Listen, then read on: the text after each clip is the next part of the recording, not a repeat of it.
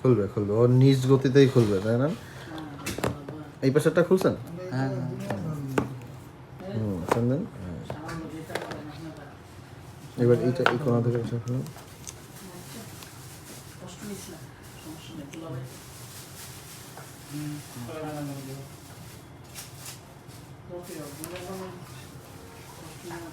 On করেন।